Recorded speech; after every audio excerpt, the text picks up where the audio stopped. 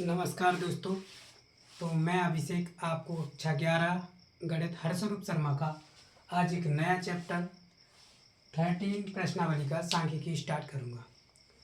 सांख्यिकी में हमें डाटा विस्तृत रूप में दिया होता है, जिसको सॉल्व करके हमें एक इजी रूप में बनाना पड़ता है।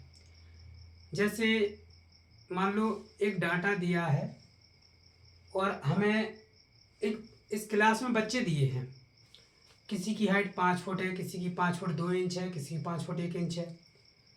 तो इनमें से कितने बच्चों की हाइट अधिक है वो बहुलक कहलाता है। कितने बच्चों की हाइट सेम है लगभग वो माध्यिका कहलाती है या समांतर माध्य कहलाता है। तो पिछली कक्षाओं में हम समांतर माध्य, माध्यिका और बहुलक जैसी चीज़ों को पढ़ चुके हैं।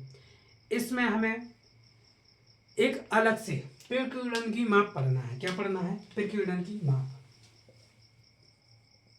प्रकीर्णन की माप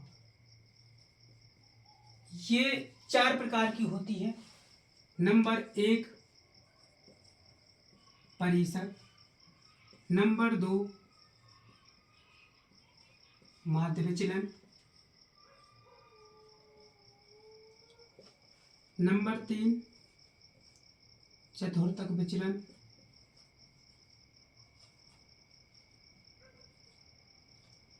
नंबर 4 मानक विचलन।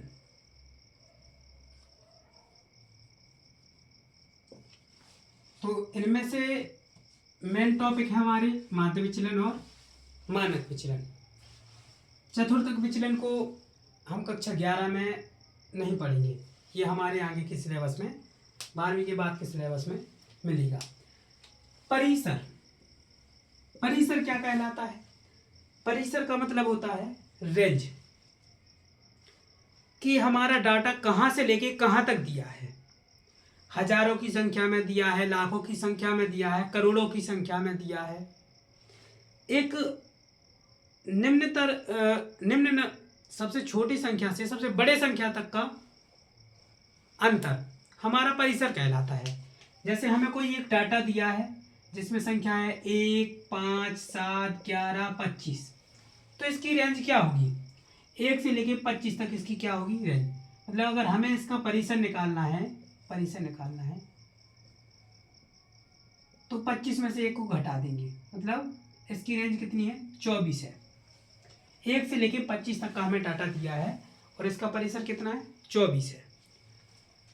मेन चीज है हमारी एक्सरसाइज माध्य विचलन और मानक विचलन। माध्य विचलन क्या कहलाता है? जब हम डाटा को लिख करके एक निश्चित रूप बना लेते हैं, वो माध्य विचलन कहलाता है। विचलन के द्वारा हम डाटा को एक सरल रूप में लिख लेते हैं, माध्य विचलन। माध्य विचलन हमारा 2 प्रकार से निकलता है। माध्य विचलन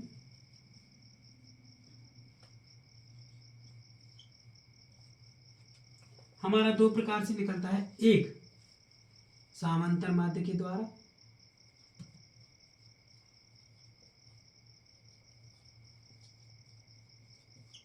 नंबर 2 माध्यिका के द्वारा।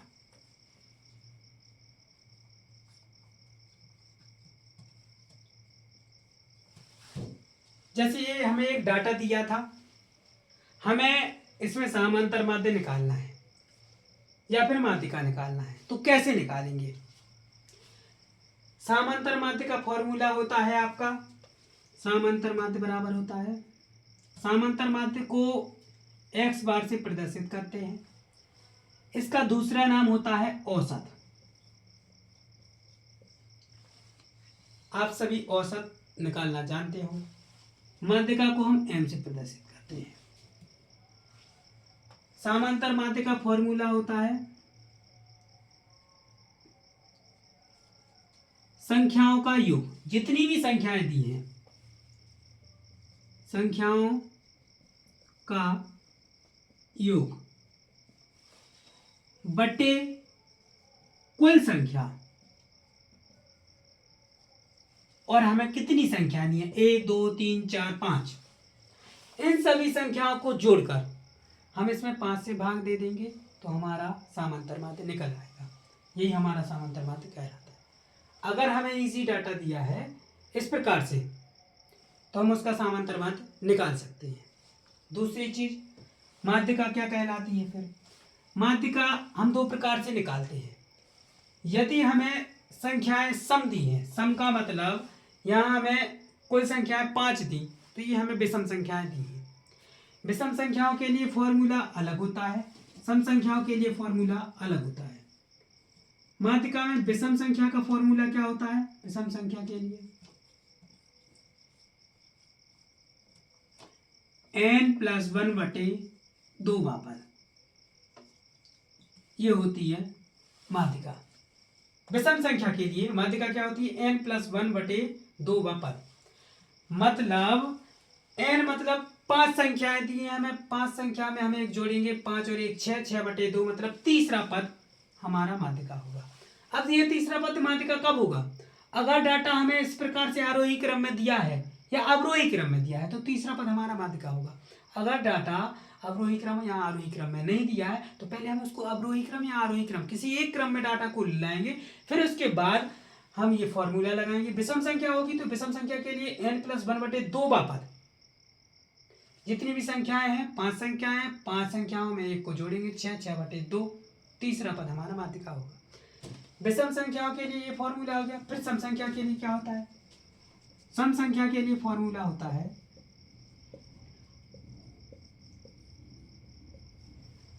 n/2 पद। जैसे मान लो हमने इसमें एक और नंबर ऐड कर दिया 3। अब 3 को हम यहाँ ऐड नहीं करेंगे, अगर 3 को ऐड करोगे तो यहाँ, क्योंकि पहले हमें इसको आरोही क्रम में लगाना पड़ेगा। अगर हमने 6 संख्या हो गई तो इसका फॉर्मूला है सम संख्याओं के लिए n/2 पद प्लस n/2 प्लस 1 पद बटे 2, मतलब 6/2 पद तीसरा पद, 6/2 3 और 1 4 चौथा पद बटे 2। तो हम इसमें 5 + 7/2 बराबर 12/2 बराबर 6। इसकी माध्यिका कितनी आ गई? 6। तो इस प्रकार से हम माध्यिका समांतर माध्य निकाल सकते हैं। अब माध्यिका और समांतर माध्य निकालने के बाद हम चर्चा करेंगे माध्य विचलन पर। ये माध्य विचलन क्या है तो इसको साफ करेंगे।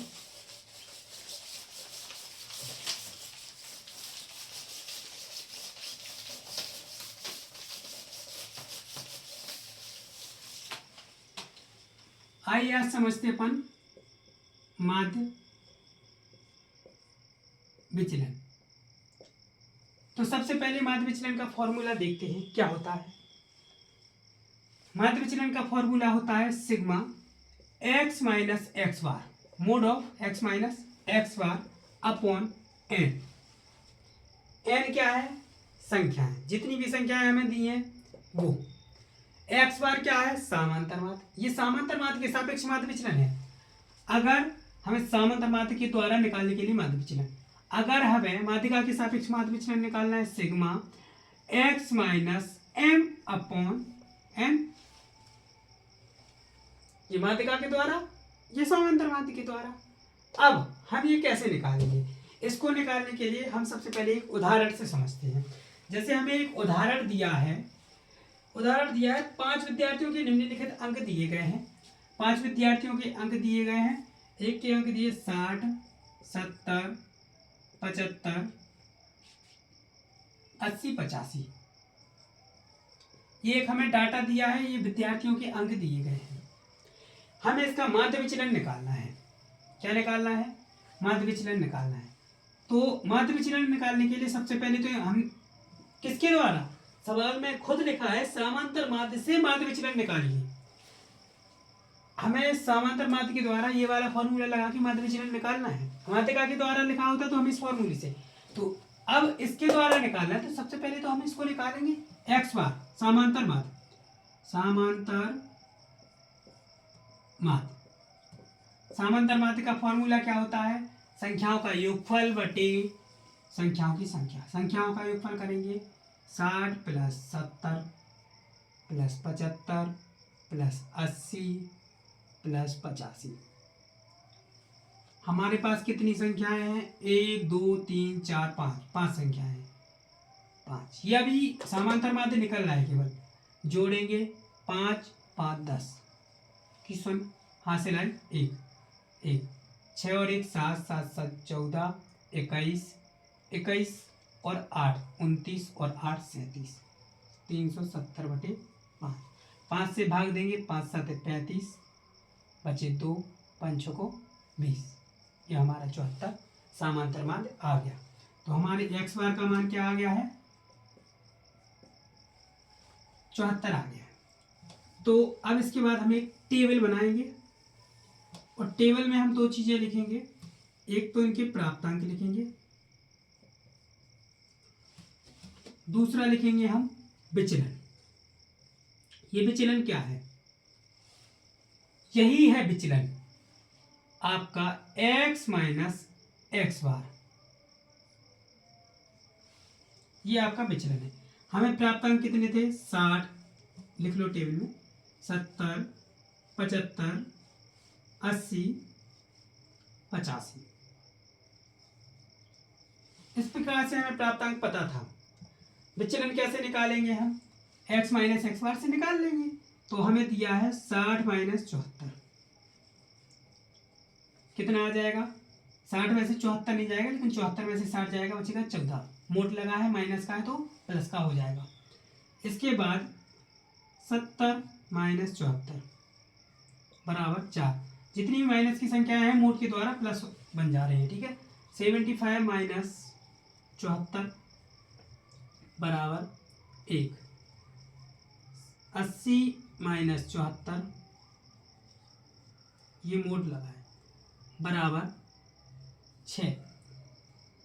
85 माइनस 74 बराबर 11। अब हम एक लाइन में इन सभी को जोड़ लेंगे, जिससे हमारा सिग्मा x माइनस एक्स बार का मान निकल आएगा। जोड़ते हैं। 14 और 4 18, 18 1 19, 19 6 25, 25 और 11 36। तो जैसा कि आप जानते हैं हमारा सिग्मा x माइनस एक्स बार का मान क्या है? हमें निकालना क्या है? माध्य विचलन सिग्मा x माइनस एक्स बार बटे m। तो माध्य विचलन क्या आ जाएगा? माध्य विचलन बराबर 36/5। 5 से भाग दे देंगे 36 में, 5 7 35, बचे 1, 5 2 10, 7.2 हमारा माध्य विचलन है। इस प्रकार हमने समांतर माध्य के द्वारा माध्य विचलन, सिंपल डाटा का माध्य विचलन निकालना सीख लिया है।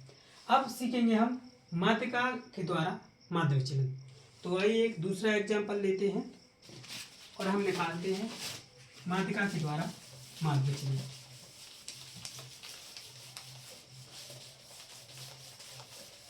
तो जैसा कि आपको पता है कि माध्यिका के द्वारा माध्य विचलन निकालने के लिए फॉर्मूला हमारा होता है माध्य विचलन का ही, माध्यिका के द्वारा सिग्मा x माइनस एम बटे n। ठीक है। एक कोई सवाल लेते हैं अपन, उदाहरण देखिए ये दिया है माध्यिका के द्वारा माध्य विचलन निकालने के लिए। उदाहरण नंबर 5। उदाहरण 5 दिया है हमारे लिए, एक डाटा दिया है 3, 9, 5, 3, 12, 10, 18, 4, 7, 19, 21। इस प्रकार से एक डाटा दिया है और सवाल में लिखा है कि माध्यिका के सापेक्ष माध्य विचलन ज्ञात कीजिए।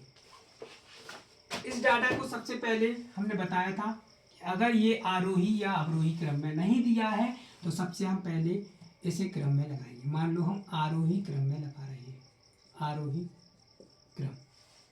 सबसे छोटा नंबर हमें दिया है यहाँ पे 3, फिर दिया है 3, फिर दिया है 4। जो नंबर लिखते जाएं उस पर गोला लगा दो, जिससे हमारा कोई भी नंबर छूटेगा नहीं।